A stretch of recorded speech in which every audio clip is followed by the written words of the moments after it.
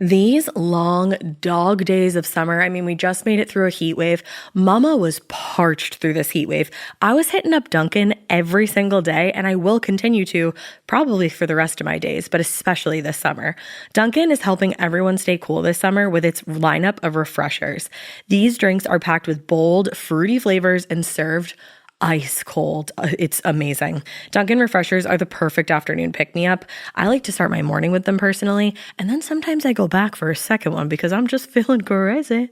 They come in a variety of delicious flavors, including fan favorites mango pineapple and strawberry dragon fruit. And then for a limited time, there's black cherry and there's pink pineapple. I'm going to tell you something right now, and it's a bold claim, let me tell you, but I stand behind it.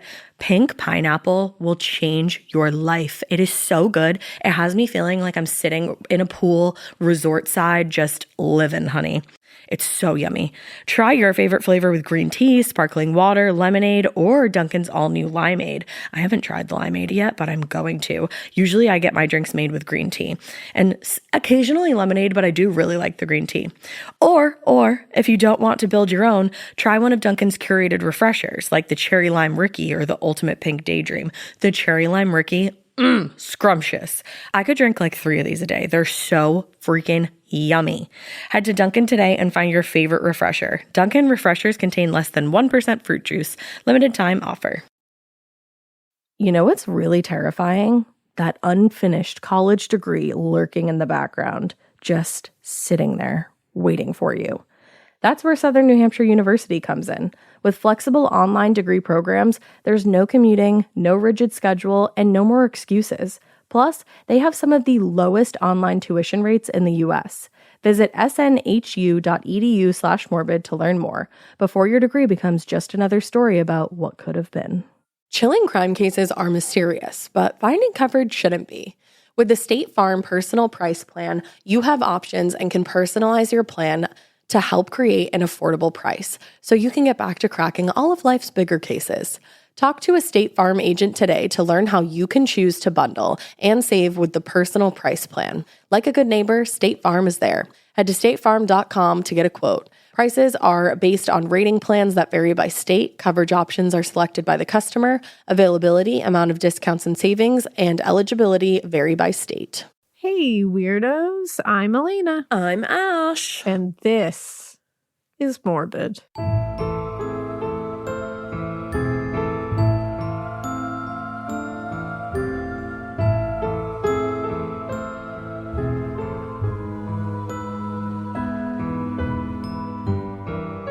Yeah, it is. It is. How are you today, brother? I'm feeling wonderful. We just got to hang out with Alvin and Fran from Affirmative Murder. I love them. And that is a day brightener. It is. We got to... It sounded kind of like you said day brainer. It can be a day brainer as well. I'm tired. I started to respond and then I was like, did she say what I thought she said? I meant day brightener. Yeah.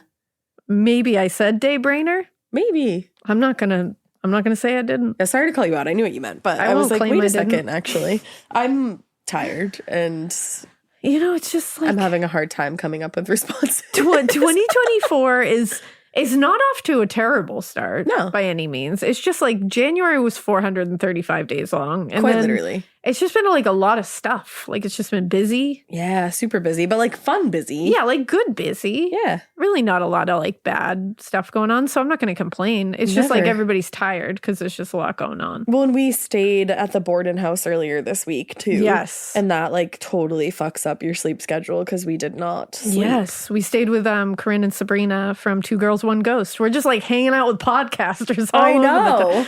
But we love them all. I know. And then like next week, I think we're going to hang out with Jordan from the Nighttime podcast. Yes. Like virtually. Obviously, we're not going to Canada, but we would love to. I'd love to. I know. I don't know why that's obvious that we're not going to Canada. I'm like, obviously not. I keep trying to get Jordan and his whole fam to come to Salem. Oh my God, that'd be so I'm like, fun. come on down. Come in here and let's go. I want to go to Salem yesterday. Me too. I love Salem. I also want a new tattoo.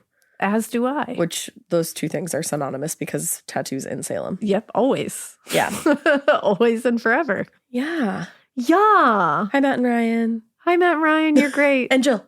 inside. Oh, and I love Jill. Yeah. Yeah. Yeah. Black veil tattoo. Yeah. It's great. Yeah. All right. I have a sad case today. Awesome. And you might be mad at me if you're listening. I'm really sorry. It's unsolved. Oh, no. I know. And it's really frustrating that it's unsolved, but it happened in the 20s. In the 20s. So, no, it didn't happen in the 20s. That's a lie. It happened. Just kidding. It was like the 30s. Like, in the 30s. It was like, I don't know. It was around that time.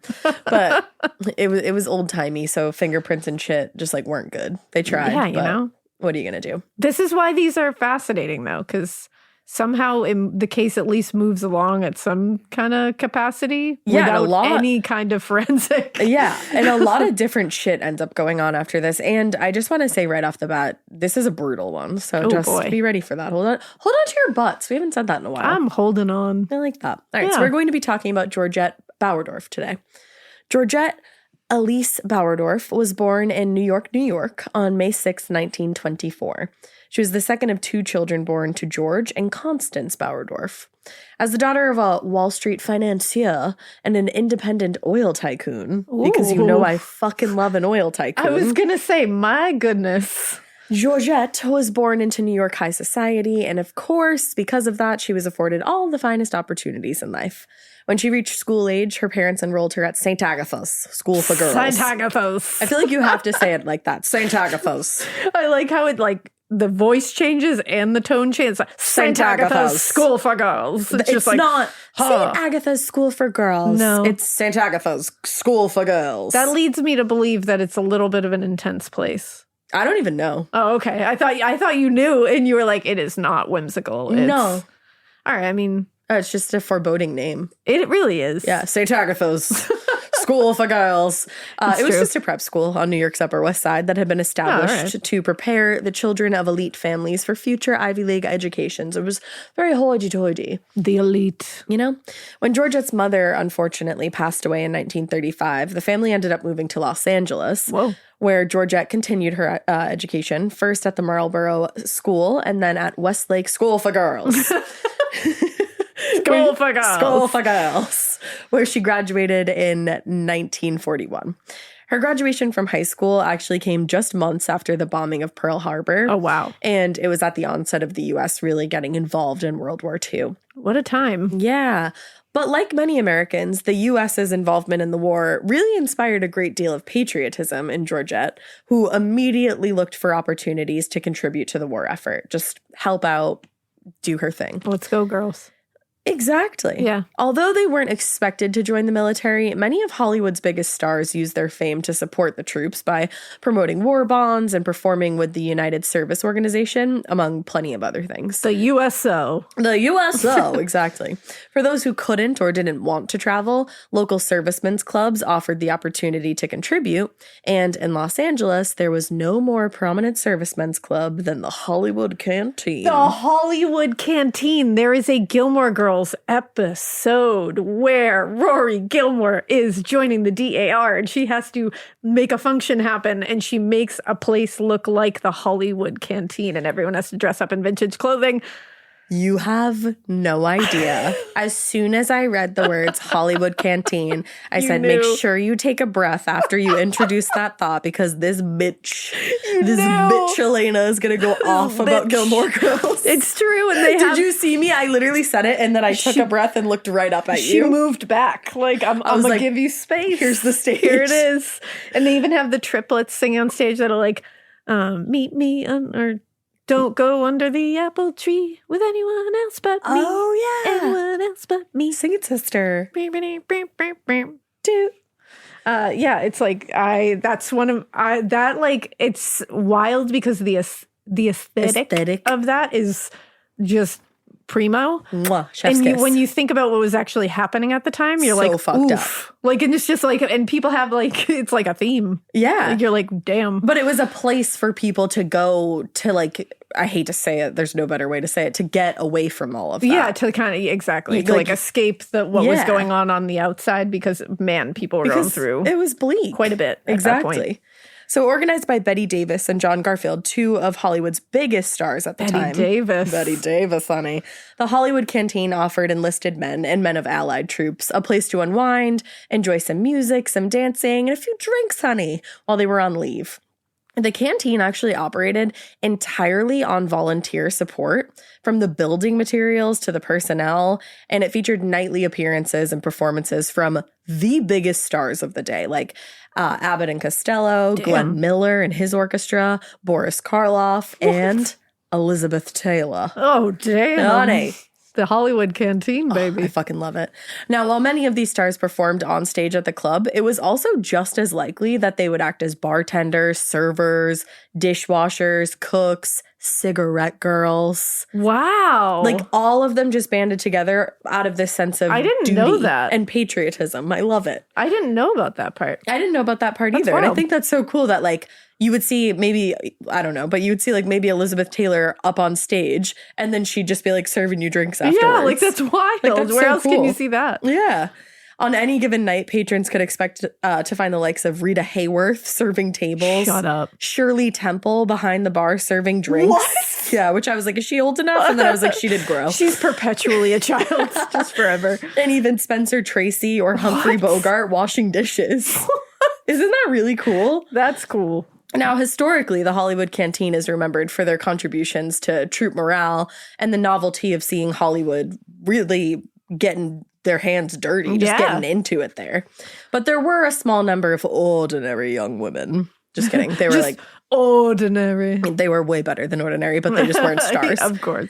Just like regular you and me kind of people who were brought on at the canteen as hostesses. While the position was probably way more exciting on paper, more often than not, the hostesses and junior hostess positions typically involve tending to the less glamorous service industry jobs that literally never would have been assigned to the volunteer celebrities. Of course. The expectations of the hostesses would range from welcoming patrons, dancing with servicemen, to cleaning bathrooms and mopping the floor at the end of the night. Which you know is a job. Exactly. Like maybe the Hollywood elite would go back and wash a couple dishes, but I don't think they were cleaning the bathrooms. I don't think they were cleaning the toilets. To my knowledge, at least. Who knows? But all while maintaining a look of poise and elegance on par with the likes of Doris Day and Joan Crawford. Damn. Like, you had to look the part and be willing to go clean some toilets if you were not an actress. But still, for a young woman with dreams of making it big in Hollywood, there were few opportunities that were more exciting or had more career potential than landing a job with the Hollywood Canteen. Oh, I imagine. You're literally rubbing elbows with like the biggest stars of the day. Literally. Yeah. Your like elbows Betty Davis will touch. is out there. Yeah. Like, come on. Joan Crawford. Rita Hayworth. Baby. Elizabeth Taylor. Shirley Temple. Shirley Temple. Humphrey Bogart.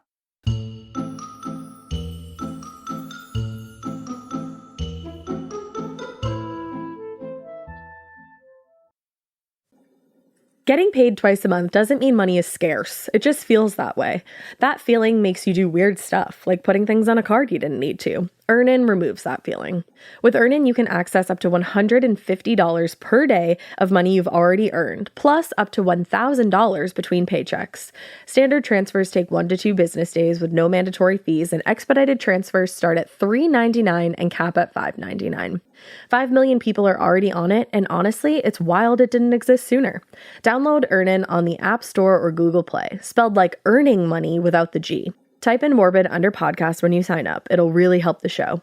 Earnin is a financial technology company, not a bank. Access limits are based on your earnings and risk factors. Standard cash outs take 1 to 2 business days with no mandatory fees. Expedited transfers available for a fee. Tips are voluntary and don't affect the service. Available in select states. Terms and restrictions apply. Visit earnin.com for full details. Every good detective needs a partner to support them on important cases. Think of a State Farm agent like your sidekick, there to help you along the way in your search for coverage. State Farm can help you choose the coverage you need, whether it's for your home, car, boat, or even RV. With so many options, it's nice knowing you have help finding what fits for you so you can get back to solving all of life's bigger cases. Go to statefarm.com or use the award-winning app to connect with a local agent and get a quote. Like a good neighbor, State Farm is there.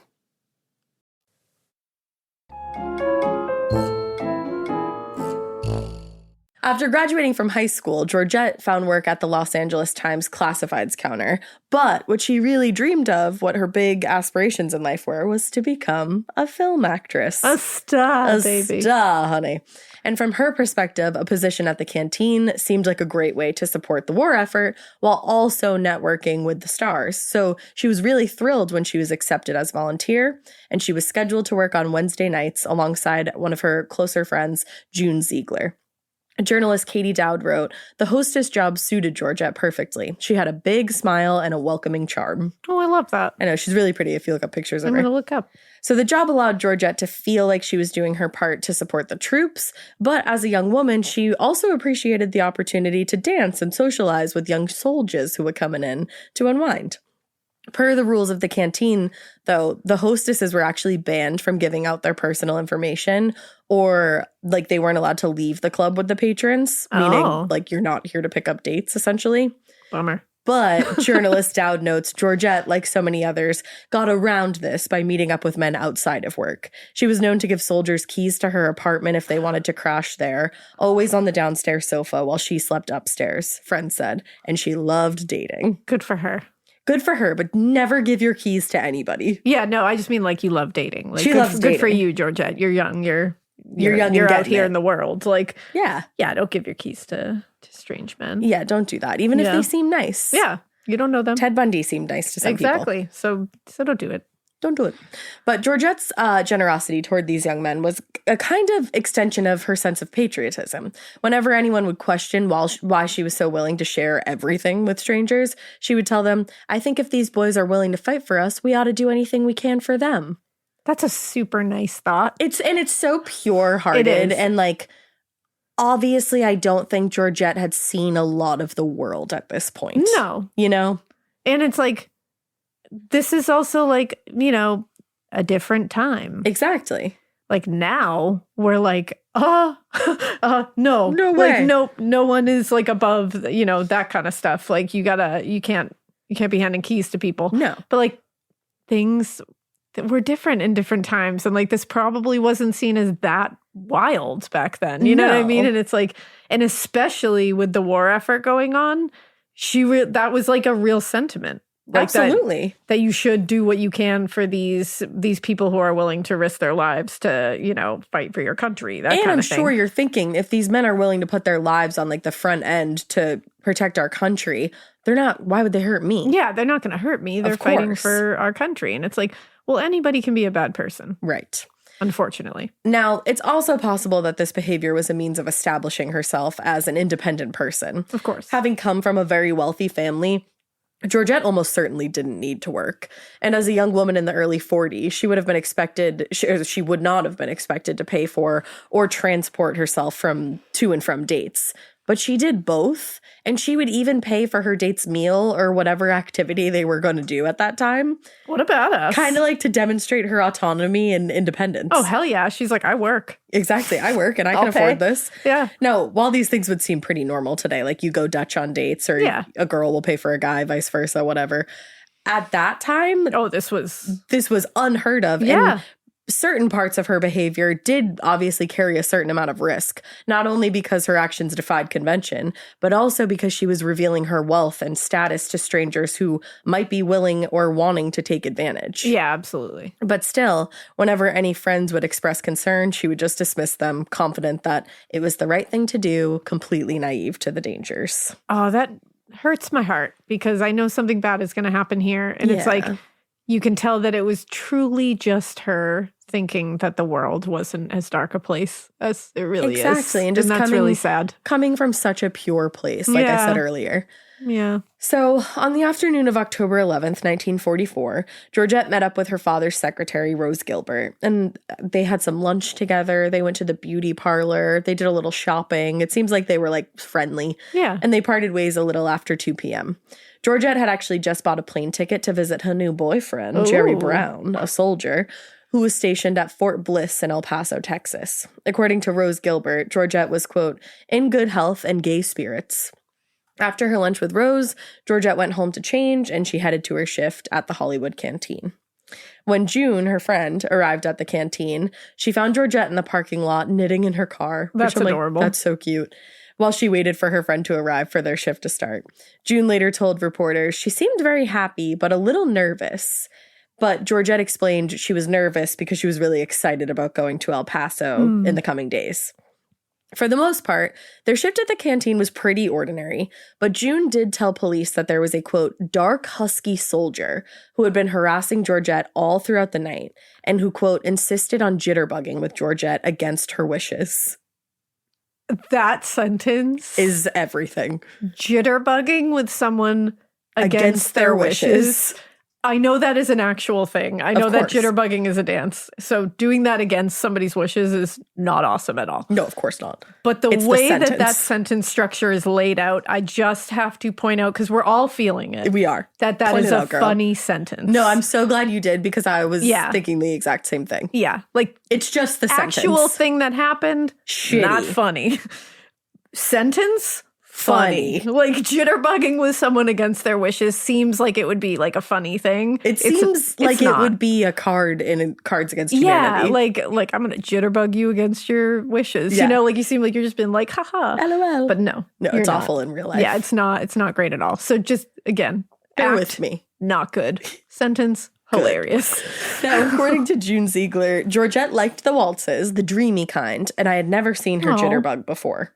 I love that she loved the dreamy waltzes. Yeah. She seems like such a romantic. Oh my God, she does. I love it. She really speaks to my soul. Yeah. I feel that way. I don't think I would jitterbug with people either. Like she does. She seems like she's just that girl. Like she seems like she would love Lana Del Rey. Yes. If she was around now. Doesn't she? Like she would be a summertime sadness kind of girl. Speak to my soul some more. She sounds cool. She does sound cool. Yeah. I would want to be her friend. I do want to be her friend. Yeah. Now, at several points throughout the evening, June saw her friend politely declining this man's invitations, but Georgette did finally give in. I think it sounds like just to make this guy go away. She was like, fine, I'll fucking jitterbug with you. Which she absolutely shouldn't have had to do. No. That's fucked up. But after that, there were no more incidents, and the evening wrapped up with Georgette leaving through the side door around 11:30 that night and driving herself home. As far as anybody could remember, she was alone when she left the canteen, and there was nobody in her car when she pulled out of the lot. Okay. Just her. Now, this is really awful. Oof. The next morning, October 12th, Lulu Atwood arrived at the El Palacio Apartments in West Hollywood, where she worked daily cleaning the apartments in the Spanish-style apartment complex. When Lulu reached the Bauerdorf apartment, she found the front door unlocked and slightly ajar. So immediately that was pretty weird. Yeah. So she knocked a couple times before entering, and she called out, "Anyone here?" before she finally did go in because nobody was answering. Although the apartment appeared to be vacant, as she expected it would be, Lulu felt like she could hear water dripping somewhere on the second floor, so she went up the stairs to investigate. And assuming that obviously the dripping was coming from the bathroom, she pushed open the bathroom door and discovered the lifeless body of Georgette Bauerdorf lying face down in the tub, her face and head half submerged in a shallow pool of pink-tinged water. Ooh. Lulu started screaming, like could not believe what was in front of her. And that brought up the janitor at the El Palacio who heard her screaming, and it also happened to be her husband. Oh, wow. They cleaned together, and the two called police.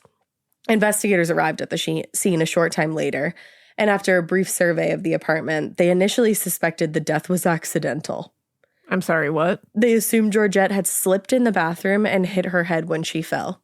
Hence the blood that had seeped into the water. I don't know about that. However, that theory quickly went out of the window when one of the officers noticed that each apartment had a motion sensor light outside the front door that went off whenever someone walked by. And he realized the light outside of Georgette's door failed to turn on when anyone was near. He was like, why was that going on?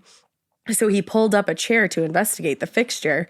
And when he reached for the bulb, he realized it was not malfunctioning, but had in fact been, quote, carefully unscrewed 2 turns to the left, just loose enough to no longer automatically activate. Oh, that's sinister. It immediately reminds me of The Strangers. Yeah. When they turn the bulb, Yep, and it won't turn on, obviously. And he turns it back and is like, what the fuck? It's like, why did that happen? Which for some reason they just like in that movie, it drives me crazy that they don't immediately leave. Yeah, I'd be like, bye. If I found that somebody had done that, fuck that. Yeah, Bye. see ya. But that is sinister. So sinister.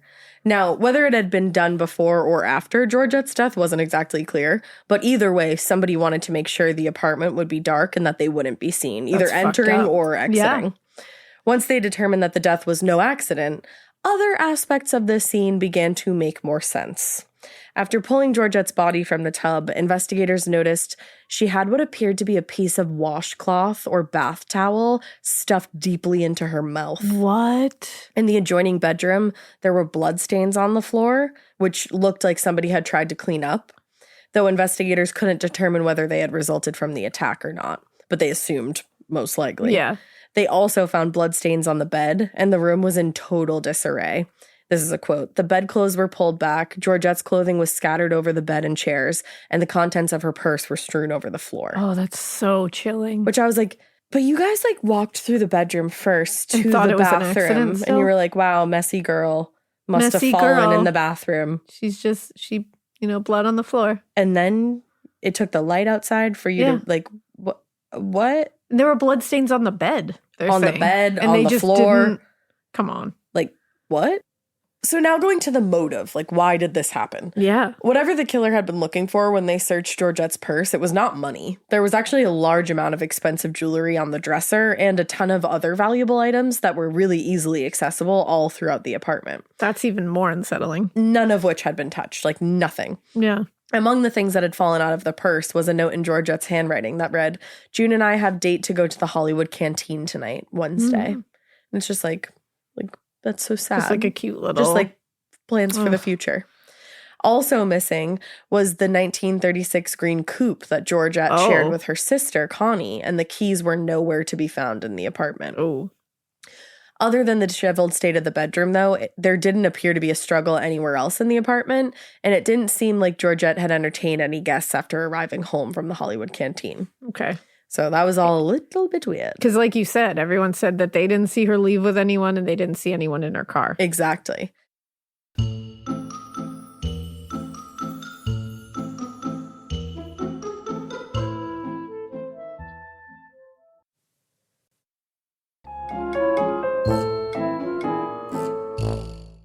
Given the victim's high profile and her connection, however tenuous, to well-known Hollywood figures, investigators quickly mobilized to investigate the murder, luckily. In his first press conference, Inspector William Penrose told reporters, there are still a few elements of the mystery that I can't explain, indicating that he would provide more information following the results of an autopsy. Smart. Now, when detectives were able to reach George Bauerdorf by phone in New York, he insisted his daughter's death had to be an accident, telling police she suffered from cramps and heartaches and refused to go to a doctor. So he thought this was like a medical issue or something like that. And they were like, they had to tell him what had actually happened to her. The autopsy definitely determined that Georgette's death was not an accident. According to the county autopsy technician, Frank Webb, despite being found face down in the water, there was actually no evidence that Georgette had died by drowning. Rather, she had died of, quote, strangulation from a wedge of towel stuffed down her throat. So that is bleak. That is horrific. She suffocated by having while towel choking. shoved down her throat. Yeah. Oh. Like, it makes you have to take a deep breath. I can't even imagine. Oh, that's... Oh, and I can't even. That is so brutal and vile. That's the thing. That's like really brutal. It is. Webb estimated that the death had occurred about 8 to 12 hours prior to when Georgette's body was discovered, and her stomach contents indicated that she'd eaten a snack of canned string beads and melon an hour or two before she died. So it seemed like she just left work, went home, had a snack. She had changed into her PJs. Like it was normal just getting night. ready for bed, really, it seemed like. So somebody just came in this house. Now, trigger warning for sexual assault here. In addition to the cause of death, the autopsy noted that Georgette had experienced a rather violent sexual assault just before her death, which explained why she was discovered wearing only her pajama top. While the bottoms were found at the foot of the bed, she had abrasions on her hands and her face, and the knuckles on her right hand, quote, were smashed and bruised. Other injuries included a large contusion on the right side of her head, quote, as could be caused by a fist blow. Oh my God. And a similar injury on her abdomen. On her right. This part of the show is brought to you by Anua, the Korean skincare brand known for scientific, gentle, yet effective formulations. The latest from Anua is the Retinol Collagen Gua Sha Cream, a firming cream with a gua sha-shaped tip built right in. Have you guys heard of gua sha?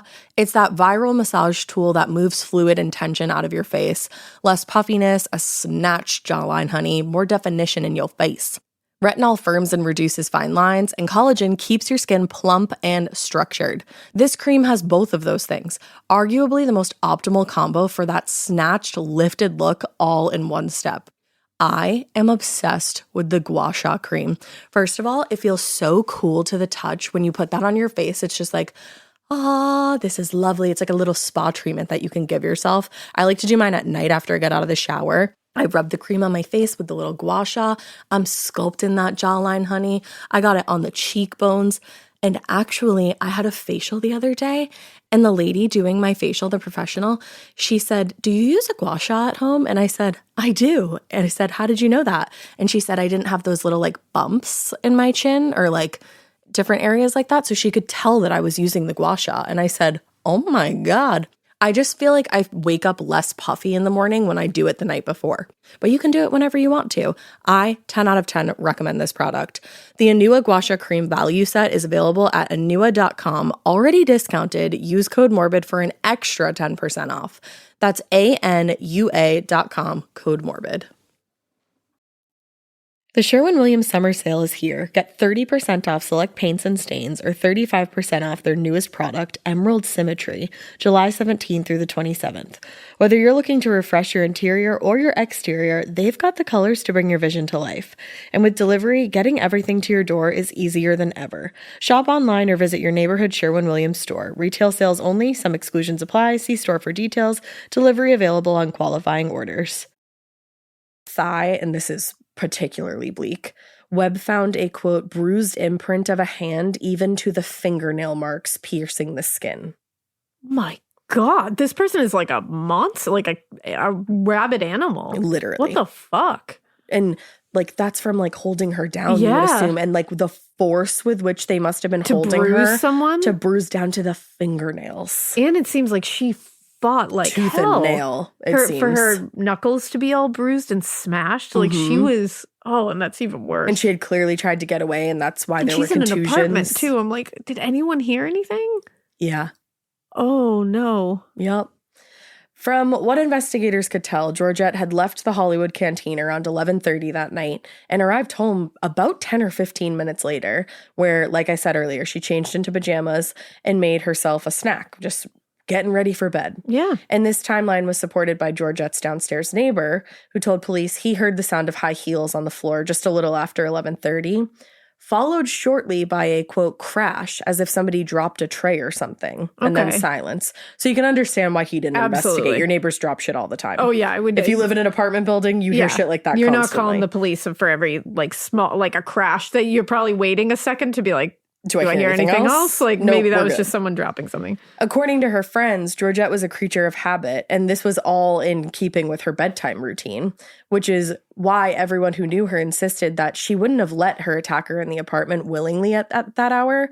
They, quote, swore Georgette would have never entertained while in her pajamas. Oh. So, like, she wouldn't have opened the door in her pajamas. Yeah, she was ready to go to sleep. This seems like it was just she was doing what she does before bed. Yeah. And somebody surprised her, it sounds like. Sounds like, and you want to say, like, did somebody break in? But then you think she had given her keys to people previously. Unfortunately, yeah. Unfortunately. Around 2:30 a.m., now this is when I'm like, another of Georgette's neighbors was awoken when he heard a woman screaming. Oh, come on. In one of the nearby apartments. He later told a reporter, "I sat right up in bed and listened. It was a feminine voice screaming, 'Stop, stop, you're killing me.' Then I didn't hear anymore. And I decided it was just a family row." It was just a family row? And she's yelling, "Stop, stop, you're killing me?" Even if it's a family row, that's called domestic violence. Call someone. And like, Call someone. It's a different time. People didn't want to get involved in shit. It's a different time, but you still have a what the goddamn fuck? brain in your head, don't you? Stop, you're killing me. I'm sorry. I hear someone yelling, stop, you're killing me. I'm at least 911. calling to be like, I don't know what's going on, but This is where I heard this. this is what I heard. This was unfortunately the last time anyone would hear anything from Georgette Bauerdorf. Oh, that's awful. That's awful. Truly. That's like really upsetting. That everything about it is upsetting. But hearing that somebody heard her screaming, stop, you're killing.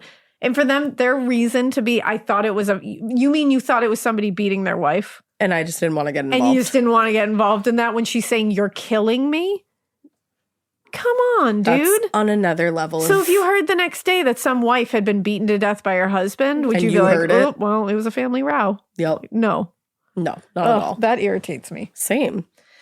After the scene was processed and statements were taken, investigators determined the only things that were missing were $100 from Georgette's purse and Connie's green coupe, the car that they both shared. Yeah. The car was discovered actually later that afternoon, about 12 miles from the apartment on San Pedro Street, out of gas with the keys still in the ignition. The car was immediately processed for fingerprint evidence to be compared with the quote-unquote thousands of fingerprints collected from the apartment with the hope that they could later match the prints to a suspect. Yeah. They're hoping it's somebody who had been in the apartment before, right, left fingerprints this time. Yeah. And then they're on the car, which good police work for the time. I'm like, all right. sure. Aside from the blood evidence on the floor that the killer had apparently tried to clean up, there was also a number of cigarettes stubbed out on the living room floor. Oh. That also likely belonged to the killer since Georgette didn't smoke. Yeah. And most importantly, her diary was discovered among the scattered bedclothes. Wow. Georgette was known to keep detailed records of her dating and social activities, so investigators hoped that the book, which contained scores of references to civilians and servicemen, would provide as a lead to identify the killer. Yeah. Like any kind of lead. I mean, if she's keeping those kind of records. Based on everything investigators had learned about Georgette's life, they concluded that the killer was not someone she was close to, but was more likely somebody who she had recently met and extended some amount of generosity or hospitality towards, which, when you think about that, her killer was likely someone she met just recently and was kind to. Yeah. And had like maybe given somewhere to stay, maybe helped them out in some way. Wild. Yeah. Absolutely wild. Rose Gilbert, her father's secretary, told investigators about Georgette's tendency to give rides to soldiers, saying she had the means to do it and she was interested in servicemen. She used to show them the sights and foot the bills. Oh. Given what they'd learned, investigators focused their investigation on the men that she'd been seen with at the canteen on the night of the murder, starting with the soldier who kept cutting in on her all the time and forcing her to jitterbug with him. Yeah. Although the pool of potential suspects was really quite large, their being soldiers actually worked to the benefit of the investigators because they could narrow their focus. As Dowd points out, quote, any soldier who missed curfew would have been noted down as going AWOL, which allowed detectives to rule out large pools of suspects. Which, that's pretty interesting. Yeah, that is a good way of doing it. It is. Yeah. This included the dark and husky soldier who had harassed Georgette all night, later identified as Captain Cosmo Volpe. Oh. He was confirmed as having been back at the base during the window that Georgette was believed to have been murdered. Oh, interesting. So he was just kind of a creep, not he was a murderer. just being a creep that night, but not a murdering creep. Yes. Having ruled out so many men so quickly, within a week of the murder, investigators found themselves at what appeared to be a dead end in the investigation, with their most significant evidence, fingerprints collected from the scene, proving to be virtually worthless. Oh. Yeah. The only match between the prints in the car and the prints in the apartment were Georgette's. Oh, man. Yeah. And the only suspects they had thus far, 2 soldiers and part-time janitors at the El Palacio Apartments, had offered solid alibis, and they were released from custody soon after being brought in for questioning. Damn. So every time it seems like, like June tells them, well, there was this weird soldier that was like forcing her to dance with him all night. They check that out. He's got an alibi. He checks out. They find these 2 janitors who also happen to be soldiers, alibi. Yep. Now, after less than a week, the large pool of servicemen suspects had been whittled down to none. And the theory of the killer being a soldier was actually pretty much abandoned. Oh, wow. About 5 days into the investigation, detectives received a letter from a soldier in Sacramento who claimed to have received a ride from Georgette between 11 p.m. and midnight on the evening she was killed. Huh. This soldier explained that the driver of the car matched the descriptions and photos that he'd seen of Georgette in the papers, and she had excitedly told him about her plans to visit her boyfriend in Texas in the days that followed. Oh, So yeah. he had insider information. After ruling him out as a suspect, investigators were confident that the killer wasn't a soldier from the canteen because Georgette had been alone when she picked this guy up and presumably then drove home immediately after dropping him off. And look at her. She's picking up hitchhiker soldiers. Like, she's even giving them rides. Yeah. When the investigation began, there seemed to be a wealth of suspects and leads, but just a week later, nearly all of those leads and suspects had been ruled out or shown themselves to be worthless. And detectives found themselves at really a loss for where to go next. Yeah. The predominant theory was that Georgette's killer had arrived to the apartment shortly after she'd gotten back from work, allowing her time to get into her pajamas and then eat something. And then, after unscrewing the bulb outside the door, he somehow convinced her to let him inside, where he attacked and sexually assaulted her in the bedroom, stuffing a piece of towel in her mouth to prevent her from screaming. And once he realized that she'd been strangled to death, the killer threw her body in the bathtub, turned on the water, tried to clean up quickly, and then turned out her purse in search of her car keys and fled the apartment and took the money too. Given that a considerable number of values had been left behind, it's most likely, and the detectives believe, that the motive was most likely sexual assault. Yeah, it seems like it was. I think the car was incidental. It was just to get away. Mm-hmm. And I honestly think the fact that she died was not what this person intended, actually. I think it was like, oh, shit. Exactly. Yeah. Which is so sad. So without any new evidence, investigators began to consider alternative theories as to how Georgette died and turned to the last person to have seen her alive, who was Sergeant Gordon Adland, the serviceman who she picked up hitchhiking on her way home. He had been cleared as a suspect, and detectives didn't think he was involved.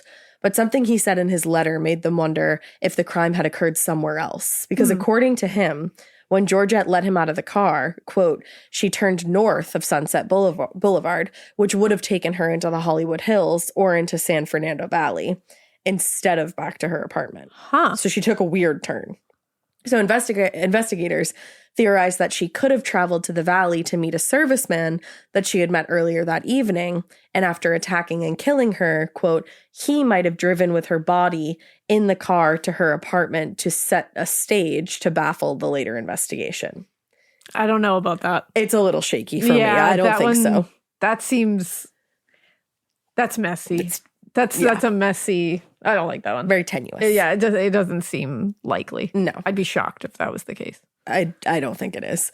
The new theory was developed when detectives reversed their earlier belief and once again established that the murder was most likely committed by a serviceman. Wow. And this was based on the coroner's discovery that the cloth removed from Georgette's throat was actually an elastic cotton bandage, not a washcloth, the kind used by servicemen in the military. Oh, interesting. But the problem with this theory that, she had met somebody, gotten killed, and then they drove her back to the apartment elsewhere, like the blood. It ignored all the other evidence, like you were just going to say. In order for this to have been the case, one, the killer would have had to spend time at the scene smoking cigarettes. Yeah. And remember, like you were just saying, somebody transferred blood onto the floor. And the bed. Which obviously happened during a fight there. Absolutely. And it also ignored the fact that Georgette had clearly been home long enough to eat something. Exactly. Before the killer They said arrived. at least like an hour. Right. And the fact that her neighbors had heard her on at least 2 occasions. Yes. So, saying, stop, you're going to kill me. Exactly. So given that, this theory was quickly abandoned. I'm glad. But just the fact that they even why even bring that one up? Yeah. You're ignoring everything. That's one of those you bring up out loud to like the rest of the investigators. And as you're saying it, you go, now I now realize that this is definitely not the case, but I had to say it out loud. Yeah. As you're saying it, you're like, you're like, I'm not going to finish that one. No, just had to say it to you guys. Let's not let it leave this room. Yeah.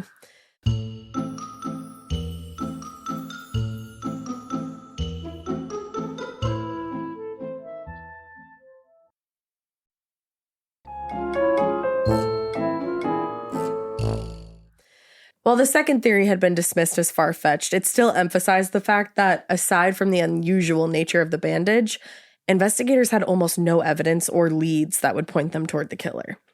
So as a result, they began grasping for any ideas that could explain the murder and possibly point them in a new direction. 2 weeks after Georgette's death, Lieutenant Garner Brown, one of the lead investigators on the case, held a press conference where he laid out yet another new theory. According to him, Georgette at times failed to draw the curtains, and her slayer may have watched her preparations to retire before gaining entrance to the Hollywood apartment where she was raped and strangled. That to me seems more likely. That seems plausible to me for sure. Whatever the killer's motivation or trigger event, the trail quickly went cold, and by the end of October, the investigation had completely stalled out. Ugh. The story had all but disappeared from papers. But then, on December 28th... Hey, my birthday. Your birthday. 22-year-old former Navy seaman John Sumter walked into the FBI in their office in San Francisco. I just walked into the FBI. Just walked into the FBI. And confessed to the murder of Georgette Bauerdorf. According to him, they had met on a streetcar earlier that day. He told her he was out of money and looking for work. He said, "She told me this was no time for a man to be broke because there were jobs everywhere." That sounds like her. Yeah, right. And he claimed that the two then arranged to meet another soldier at her apartment later that night. And a little after midnight, when the other soldier left Georgette's apartment, he attacked and killed her and then fled the apartment. Any hope that he was the killer quickly faded after hearing his story, which contradicted literally all of the evidence and information collected so far. Inspector Frank Ahern told the press, obviously all are repetitions of the magazine article. Yeah. Referring to the magazine that he was quite literally holding when he entered the FBI's office. Awesome. Yeah. He's very mentally ill, man. Yeah. Obviously. It turned out he had been dishonorably discharged from the military before being court-martialed for check fraud. And it appeared he was just seeking attention when he confessed to the murder. The next day, the press reported the incident, describing him as a, quote, slack-jawed, shabbily dressed man who had 20 cents in cash and a check for $1.5 million signed by himself and made to cash in his pockets. Wow. Yeah. Okay. 2 days later, the LA County Deputy Sheriff held a press conference where he declared Sumter a phony and told reporters, I'm satisfied he's not the man. Oh, her poor family. And to get hope that maybe there was going to be some kind of justice. Yeah. Exactly. According to a spokesperson for the sheriff's department, Sumter explained that he had confessed to the murder because he, quote, he said, I wanted to die in the chair because I had nothing to live for, but I was afraid to commit suicide. Wow, that's really so bleak. sad. Like, yeah. It doesn't excuse what he did, but it's like, but what a sad, wow, that's awful way to exist. Yeah. So he was held on a charge of vagrancy, and police in San Francisco expected that after going before a judge, he would be sent to, quote, a psychopathic ward at San Francisco Hospital for observation. Yeah. It's a very sad end there. Yeah. Now, once the story of his confession receded from the headlines, the case once again went cold for several months until a strange new lead gave investigators reason to hope that this case might soon be solved. In late September of 1945, a schoolgirl in Los Angeles discovered what investigators described as a rambling note in which the writer confessed to being Georgette's killer. This letter was typewritten, so weird. It was typewritten and smeared in what appeared to be iodine stains. Oh. And the note read, to the Los Angeles police, almost a year ago, Georgette Bauerdorf, age 20, Hollywood canteen hostess, was murdered in her apartment in West Hollywood. Between now and October 11th, a year after her death, the one who murdered her will appear at the Hollywood canteen. The murderer will be in uniform. He has since committed the murder, been in action at Okinawa. The murder of Georgette Bauerdorf was divine retribution. Let the Los Angeles police arrest the murderer if they can. What the fuck? It was very strange. Lieutenant Garner Brown declared that the note was likely prepared by a youthful prankster. But the police still kept an eye on the Hollywood canteen just to be sure, which had since closed. It wasn't even open. Oh, wow. The author of the note was never identified. They never found anybody outside the Hollywood canteen, and Brown's theory of a hoax was believed to have been true. Jeez. Like, this reminds me of, it's very Black Dahlia-esque. Strange you should mention that. Oh, is that part of this? We are going to touch on that very briefly. That is really, you're a little psych. Need a boost? Sometimes all it takes is tapping into your inner cool.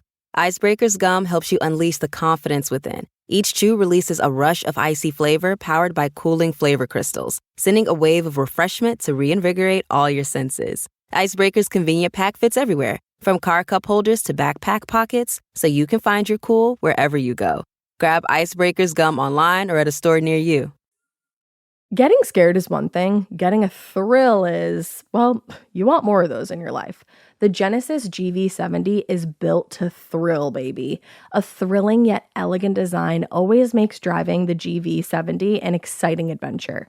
Its powerful athletic stance screams performance and turns heads. Everybody's looking at you, girl, or boy, or whoever. Command the road and experience a class-leading standard 300 horsepower. Oh my God. Plus, discover the different dynamic drive modes for all different terrains. Choose between the different terrain modes for whatever road conditions you may encounter. The Genesis GV70's award-winning technology and performance lets you drive with comfort and drive with confidence all at the same time. It's an exciting SUV with intuitive tech that can make your ride smooth even when the road isn't. And its blind spot cameras allow you to see what's next to you. It's like having eyes on the side of your head. That's pretty iconic. Its performance, by the way, is measured not only in power, but in how it makes you feel confident, sexy. The Genesis GV70. Learn more at genesis.com and feel the GV70. Kick over there. It's like it just has that vibe to it, like the Hollywood of it all. 40s. The 40s of it all. And then all these people weird confessing notes. to it. Like that's a strange thing, you know, like it's very much. So the final new lead that year came when investigators arrested 61-year-old Henry Lynch, a plumber and quote-unquote self-appointed sleuth, who claimed he had been collecting evidence for the past year and was not able to solve the case. Oh. In the days leading up to his arrest, he had just been seen loitering outside of the apartments where Georgette had lived, and whenever he was asked what he was doing there, he said he was working on the Bauerdorf case. Oh. After investigating his alibi and talking to family members, they determined that Lynch was what would today be described as a citizen investigator. Yeah. And he was released from custody and just told to stay away from the apartment complex. 'Cause they were like, He's somebody who would be like on the internet trying to solve a case. exactly. Yeah.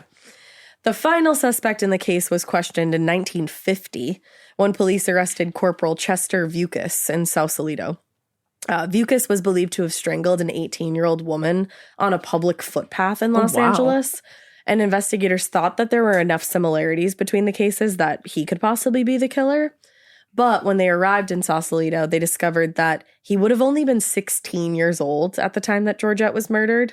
And while it wasn't completely out of the question, they just felt he was very unlikely to be the killer. Yeah.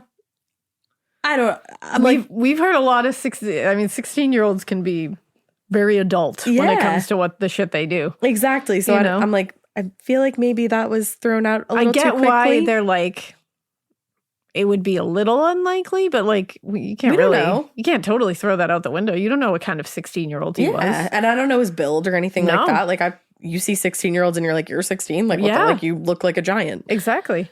A short time later, though, he was also acquitted of the murder of the young woman in Los Angeles. Oh. So I think maybe that went hand in hand with it. That probably helped. Now, when the investigation into Georgette Bauerdorf's murder began, detectives felt like they had more than enough evidence to find the killer.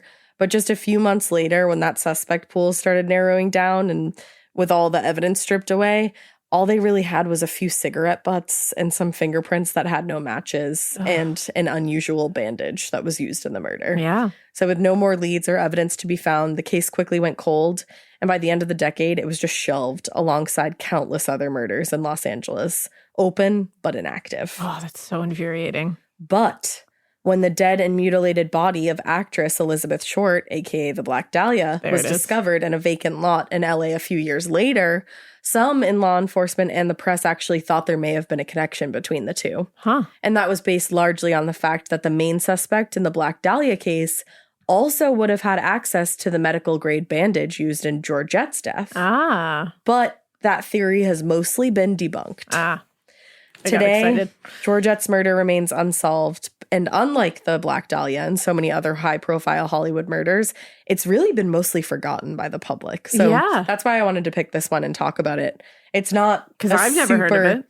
I hadn't either. I was looking for cases actually on TikTok, and I found a couple videos that talked about her, and I was like, I've never heard of that. And Dave and I started looking into it, and I was like, it's enough for an episode. Yeah, and who absolutely. knows? Maybe somebody could still be alive. That you never know. Saw something that night, or you never know. I hope that hopefully someday it gets solved. Oh, poor Georgette. I know, it's a really sad story. Like I said, she just seemed like a cool girl who would have liked Lana Del Rey.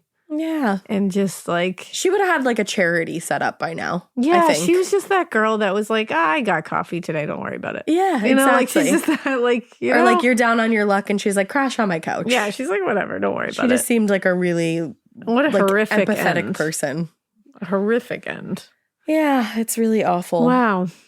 So yeah, that one was really sad, It and really I'm sorry. was. But I hope it gets solved someday. I do You too. never know. Yeah. But in the meantime, we hope you keep listening. And we hope you Keep it weird.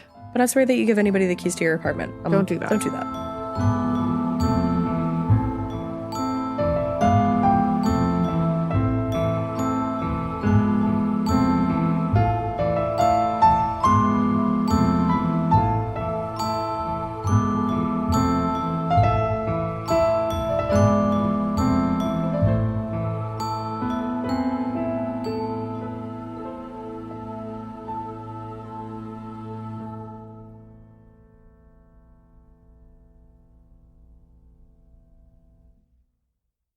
Struggling with bloat or indigestion? You're not alone. 2 out of 3 Americans suffer from poor gut health. I'm Tina Anderson, co-founder of Just Thrive Probiotic. As a mom of 3, when no probiotic solved my family's tummy troubles, I created my own. Just Thrive Probiotic is the only probiotic that arrives 100% alive in your gut, supporting 5-star digestion, immunity, and better sleep. We even have a formula for pets. Use code SIRIUS for 20% off at justthrivehealth.com/serious. Every wireless service comes with a cost, right?